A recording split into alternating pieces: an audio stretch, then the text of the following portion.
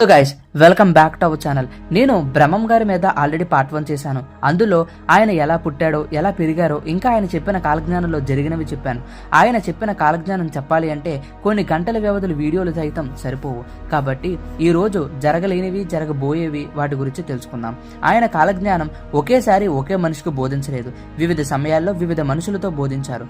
Like ఎలా అంటే కొన్ని విషయాలు తన అమ్మతో, అండ్ కొన్ని విషయాలు తన భార్య అయిన గోవిందమ్మకి, మరికొన్ని విషయాలు తన కొడుకైన గోవిందచారికి, ఇంకా అలా కొంతమందికి బోధించారు. సో ఇప్పుడు తన అమ్మ అయిన వీరప్పమాంబకి చెప్పిన కాలజ్ఞానం గురించి చూద్దాం. ముందుగా తన తల్లిని ఓదార్చి జ్ఞానబోధ మొదలు పెడతారు. ఏమని అంటే బ్రహ్మం గారు తన జన్మ రహస్యాన్ని తన తల్లికి చెప్పి మానవ శరీరం ఆకాశం, గాలి, అగ్ని, భూమి, నీరుతో అనుసంధానమై ఉంటుందని చెప్పారు. వాటితోనే మానవ శరీరం తయారవుతుంది అని చెప్పారు. ఎవడైతే తన పంచేంద్రియాలను అదుపులో పెట్టుకుంటాడో వాళ్ళకి మాత్రమే మోక్షం లభిస్తుంది అని చెప్పి అక్కడ నుండి దేశ పర్యటనకు బయలుదేరతారు. ఇప్పుడు అచ్చమ్మాంబకి చెప్పిన కాలజ్ఞానం గురించి తెలుసుకుందాం. ఓ, మీకు అచ్చమ్మ గురించి చెప్పలేదు కదూ. బ్రహ్మం గారు తన కుటుంబ సభ్యులతోనే కాకుండా ఇంకా కొంతమందికి జ్ఞానబోధ చేశారు. సో ఒకసారి బ్రహ్మం గారు దేశ పర్యటన చేస్తూ బాగా అలసిపోయి ఒక ఇంటి దగ్గర ఆ అరుగు మీద పడుకుంటారు. సో ఇంతకీ ఆ ఇల్లు అచ్చంబాంబాదే. సో పొద్దున్న లేచి చూస్తే బ్రహ్మం గారు తన ఇంటి అరుగు మీద పడుకుని ఉంటారు. అతన్ని లేపి మీరు ఎవరు అని అడిగింది. నా పేరు వీరబ్రహ్మేంద్ర స్వామి, నాకు ఏమైనా పని దొరుకుతుందా అని అచ్చంబాంబని అడుగుతారు. అప్పుడు అచ్చమ్మాంబ బ్రహ్మం గారికి గేదెలను, ఆవులను మేపే పని అప్పగించింది. సో బ్రహ్మం గారు ఆ పశువులను తీసుకుని ఒక అరణ్యానికి తోలుకుని వెళ్తారు. తన మంత్రశక్తితో ఒక వలయాన్ని సృష్టించి ఆ పశువులను ఆ వలయాన్ని దాటనివ్వకుండా చేస్తారు. ఇప్పుడు బ్రహ్మం గారు ఏకాంతంగా కాలజ్ఞానం రాసేవారు.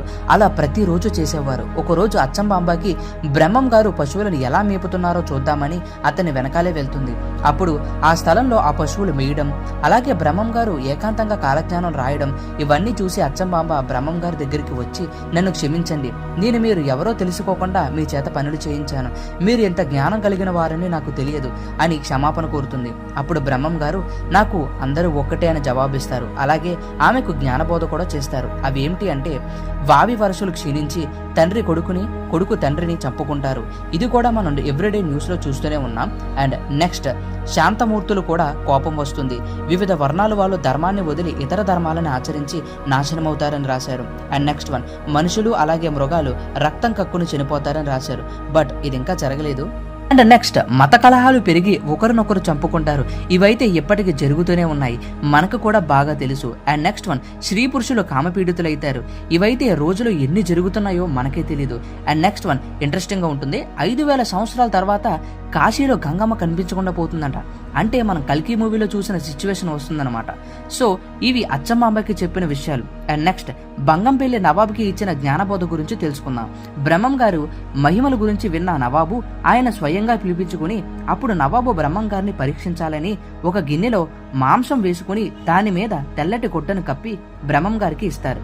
అప్పుడు బ్రహ్మం గారు దానిపై ఉండే ఆ తెల్లటి కొట్టని తీయగా ఆ మాంసం కాస్త పళ్ళు కింద మారిపోతాయి. సో నవాబు చాలా ఆశ్చర్యానికి గురవుతారు. అప్పుడు నవాబ్ బ్రహ్మం గారిని క్షమాపణ కోరుతారు. అలాగే నాకు కూడా బోధన చేయమని వేడుకుంటాడు. అప్పుడు బ్రహ్మం గారు నవాబుకి ఏమని చెప్తారంటే ఒక ఈత చెట్టు రాత్రంతా నిద్రపోతూ పగలు లేచి నిలబడుతుందని, అండ్ అలానే అది 8 సంవత్సరాలు అలానే చేసి అప్పుడు మరణిస్తుందని, అండ్ ఆ చెట్టు మరణించగానే దేశానికి కరువు కాటకాలు ఏర్పడతాయని చెప్పారు. అండ్ నెక్స్ట్ వన్, బంగంపల్లిలో నవాబుల పాలన క్రమక్రమంగా తగ్గిపోతుందని చెప్పారు. అండ్ ఈ విషయాలు చెప్పి బ్రహ్మం గారు అక్కడి నుంచి వెళ్ళిపోతారు. అండ్ అలాగే బ్రహ్మం గారు కడప నవాబుకు కూడా జ్ఞానబోధ చేస్తారు. అదేంటో ఇప్పుడు చూద్దాం. అప్పుడు నవాబు బ్రహ్మం గారిని పరీక్షించాలని చెప్పేసి ఒక ప్రశ్న వేస్తాడు. అదేంటి అంటే నా గుర్రం కడుపులో ఉన్న బిడ్డ ఆడదా మగదా అని ప్రశ్నించవేస్తాడు. అప్పుడు బ్రహ్మం గారు ఆ గుర్రం కడుపులో మగబిడ్డనే పుడుతుంది అని చెప్పి అండ్ దాన్ని 4 కాళ్ళు కూడా తెలుపు రంగులో ఉంటాయని చెప్తారు. అప్పటికి నవాబు నమ్మడు. అప్పుడు బ్రహ్మం గారు ఒక తెరను తెప్పించి ఆ గుర్రము చుట్టూరు ఆ తెరను కట్టించాడు. అప్పుడు గుర్రం కడుపులో నుంచి బిడ్డను బయటకు తీసి నవాబుకు చూపిస్తాడు. అలా చూపించిన తర్వాత ఆ గుర్రం బిడ్డను మళ్ళీ గుర్రం కడుపులోనే పెట్టేస్తారు. చూసిన నవాబు చాలా ఆశ్చర్యపోతాడు.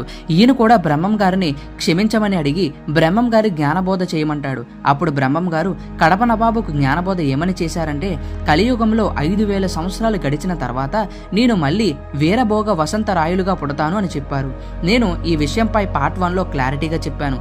సో బ్రహ్మం గారు పుట్టుక గురించి తెలుసుకోవాలని అంటే పార్ట్ 1 ఖచ్చితంగా చూడాల్సిందే. అండ్ నెక్స్ట్ 14 నగరాలు జల ప్రవాహాలు ముంచెత్తుతాయి, ఇదే నేను రావటానికి నిదర్శనమని చెప్పారు. అండ్ నెక్స్ట్ వన్, మధుర మీనాక్షమ్మ ప్రజలతో మాట్లాడుతుందని చెప్పారు. అండ్ నెక్స్ట్ వన్, గోల్కొండ నుండి 2 పిల్లలు పట్నం ఏలుతారని చెప్పారు. గోల్కొండను కాకతీయులు ఏలారు, తర్వాత నిజాములు కూడా ఏలారు. అండ్ నెక్స్ట్, కంచి కామాక్షమ్మ కన్నుల ఎదుట నుంచి నీరు కారుతుందని చెప్పారు. దాని తర్వాత చాలా మంది మరణిస్తారని కూడా చెప్పారు. అండ్ నెక్స్ట్ వన్, రాయలు గారి సింహాసనం కంపిస్తుంది. రాయలు వారు అంటే కృష్ణదేవరాయలు వారు అని అర్థం. ఢిల్లీ ప్రభువులు నశించిపోతారు. ఢిల్లీ ప్రభు అంటే అక్కడ పాలిస్తున్న సుల్తాన్ అని అర్థం. సో ఇలా జ్ఞానబోధ చేశారనమాట. చాలా మందికి జ్ఞానబోధ చేస్తారు. అండ్ నెక్స్ట్, తన కొడుకు అయిన గోవిందాచారికి కూడా జ్ఞానబోధ చేస్తారు. అదేంటో ఇప్పుడు చూద్దాం. ఇన్ని రోజులు నేను మనుషులను జ్ఞానం వైపు నడిపించాను, ఇప్పుడు ఆ బాధ్యత నీదే అని చెప్పి ఆయన ఒక రహస్యాన్ని చెప్తాడు. అదేంటి అంటే, గోవింద, నీకు ఒక అమ్మాయి జన్మిస్తుంది. ఆమె పేరు ఈశ్వరమ్మ. ఆమె ఒక మహాజ్ఞాని. ఆమె కూడా నాకలాగే మహిమలను చూపించి నాలాగే జీవ సమాధి అవుతుంది అని చెప్తారు. ఇదే కాదు, సిద్ధయ్యకు కూడా జ్ఞానబోధ చేస్తారు. సిద్ధయ్య ఎవరు అంటే బ్రహ్మం గారి శిష్యుడు. సిద్ధయ్య యాక్చువల్గా ఒక ముస్లిం, అయితే ఆయన గురించి కూడా బ్రహ్మం గారు గోవిందాచార్యులకు చెప్తారు. సిద్ధయ్య ఒకప్పుడు క్షత్రియ ఇంట్లో పుట్టాడు, కానీ అప్పుడు గోహత్య చేశాడు. అందువలన ఇప్పుడు సిద్ధయ్య మహమ్మదీయుల ఇంట్లో పుట్టాడు. సో గోహత్య చేసిన పాపం వలన పరిహారం కోసం బ్రహ్మం గారి శిష్యుడయ్యాడు. అతను కూడా చాలా మహాజ్ఞాని అని చెప్తారు. తన భార్య గోవిందమ్మకు కూడా కొన్ని విషయాలు చెప్తారు. అయితే బ్రహ్మం గారు జీవ సమాధి అవుతారని తెలిసి గోవిందమ్మ చాలా బాధపడుతుంది. అప్పుడు బ్రహ్మం గారు గోవిందమ్మ దగ్గరకు వచ్చి, నాకు మరణం లేదు, నీవు ఏమాత్రం భయపడవద్దు, నీవు సుమంగళిగా జీవించు అని చెప్పి నేను మళ్ళీ వీరభోగ వసంతరాయులుగా పుడతానని చెప్పి ఆమెను శాంతింపపరుస్తాడు. గోవిందమ్మకు చేసిన బోధనలో బెజవాడ కనకదుర్గమ్మ భక్తులతో మాట్లాడుతుందని చెప్తారు. కృష్ణమ్మ ఉప్పొంగి దుర్గమ్మ యొక్క ముక్కు పుడకను తాకుతుందని చెప్తారు. ఇంకా లాస్ట్లో తన శిష్యుడు సిద్ధయ్యకు ఇలా చెప్తాడు, నేను చనిపోయిన తర్వాత హిందూ రాజ్యాలన్నీ కూడా అంతమవుతాయి. అఖండ భారతదేశాన్నిలో మొకమదీయులు రాజ్యాన్ని ఏలుతారు. తెల్లటి ముఖం గలవారు దేశాన్ని పాలిస్తారు అనే విషయం కూడా ఇక్కడే చెప్తారు. అండ్ ఇలా సిద్ధయ్యకు బోధ చేస్తారు. అండ్ ఈ వీడియోకి ఇంతే. ఇంకా బ్రహ్మం గారి గురించి తెలుసుకోవాలి అంటే పార్ట్ 3 అని కామెంట్ చేయండి. దాని మీద కూడా మనం వీడియో చేద్దాం. అండ్ మళ్ళీ ఇంకో వీడియోలో కలుద్దాం. Until then take care, good by.